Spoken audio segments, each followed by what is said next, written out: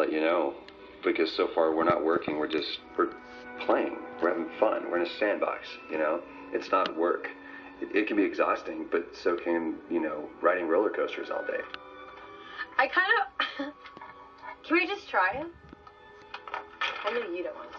Dan, I want to see what you do with it. Oh, great. No pressure. No. I think that, you know, we sort of have a couple of rounds a few rounds of experiments, and now we're starting to understand our process a lot better, and that will help move the process along more quickly, and then we'll find, you know, new challenges we'll take on, and we'll get stuck again, and we'll just have to figure those out. In at 4, we've got the Xbox 360 port of PC sensation Minecraft. It's here! Holy gosh! Wow! Who's that? Gee, what's it?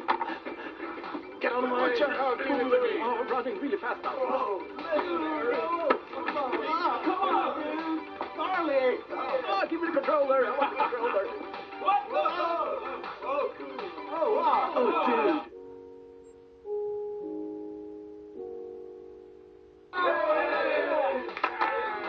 Well done.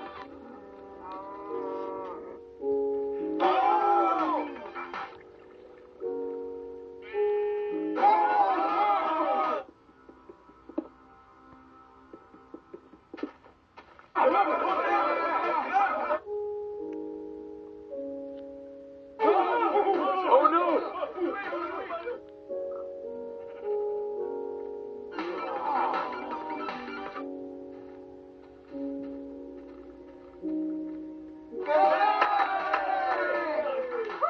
Yep, that's my game. We're jetting all over the world for number 3 with EA's upcoming SSX. The SSX Massive World Video Series. Africa is the environment that we probably take the most creative liberties with. You know, we looked at Kilimanjaro, a big frozen volcano with one of the most iconic craters in the world, the Kivu crater right at the summit, and we decided in true SSX style, we should just go ahead and create all of our courses inside that frozen volcano. It's multiple paths down there. It's really dark. You're going to need your headlamp, and you're going to have to watch where you're going because there's lava bubbling up through the crevasses everywhere. So Africa is home to one of the most frightening deadly descents in the game, darkness. Here we're going to drop you literally into a completely black cavern where you're going to try to navigate your way down to the bottom, armed with nothing more than a headlamp attached to your head to help light the way. It is truly a harrowing gameplay experience. We think players are going to love it. So next, let's move on to the Rockies. So the Rockies are definitely one of the most lush environments on our game. The maps are littered with giant Douglas firs, and there are trees scattered across all the courses in this region. It's got a train wreck section where you're actually going to be able to grind up onto the rail cars. It's also got a lot of power lines in it. If you can find the line, you can actually use the power cables as a rail. So the deadly descent here, no surprise, is called trees. So what we decided to do was take, you know, a typical SSX course, and then we absolutely jammed it full of trees all in the main riding path. Added another wrinkle to that, we decreased the visibility significantly. It's really fun, it's really fast. Good luck with that one. So finally, let's talk about the Alps. So the Alps are all about high altitude engineering, one of the most unique places in the world where there's literally rail systems carved out in the inside of the mountains, bridges spanning from peak to peak. It seems like in the Alps, they'll just run a chairlift to anywhere. So in the village section, there's going to be half-buried houses, fallen trees, fallen gondola lines, all of which you can jump or grind off of. So we can't talk about the Alps without talking about rock. So the Alps is home to the deadly descent of rock. You're going to need some of the best and most advanced down that one. So that concludes the SSX Massive World video series. We've taken you around the globe from the Himalayas to the Alps to Siberia and back. Thanks a lot for coming along for the ride. We'll see you on the mountain.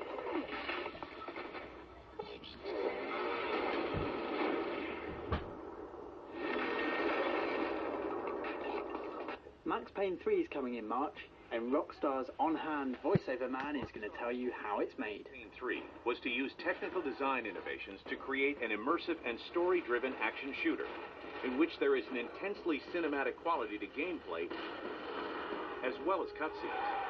They ain't gonna make this easy for us, are they? Over this video series, we will look in detail into aspects of this approach to game design, including targeting and shooting,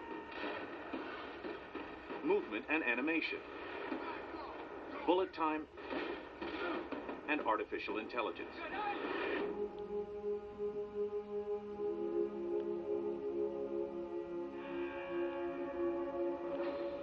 To create as accurate, responsive, and realistic third-person shooter as possible, Max Payne 3's targeting and shooting mechanics have been finely tuned.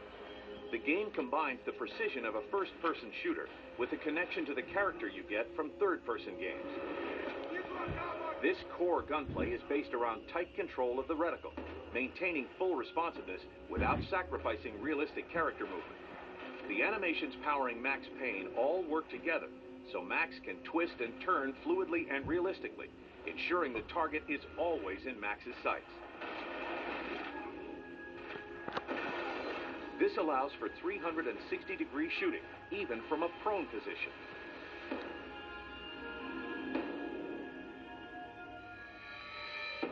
Max Payne 3's cinematic presentation uses extremely detailed animation systems.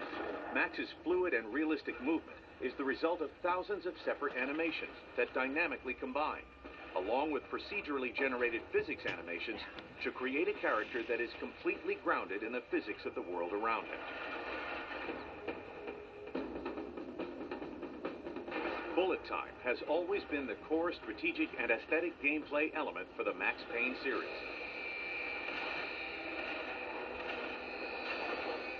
Gunplay has to be both hectic enough for the use of bullet time to make sense and beautiful at any speed.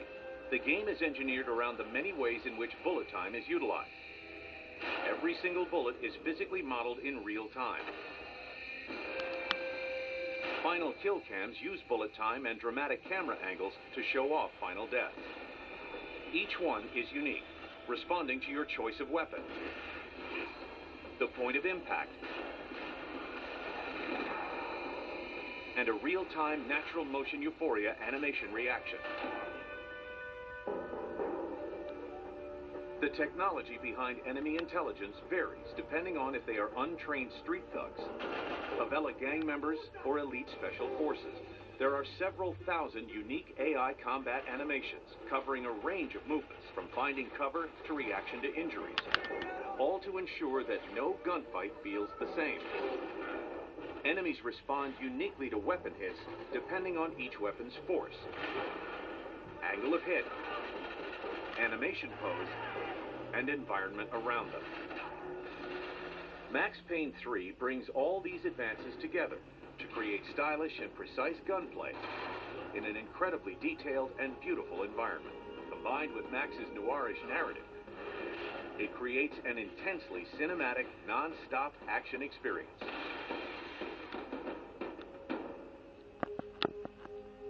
And number one this month is a rather spectacular video of Spec Ops: The Line. It might look like a poor man's Gears of War, but we reckon this could honestly give Epic a run for its money.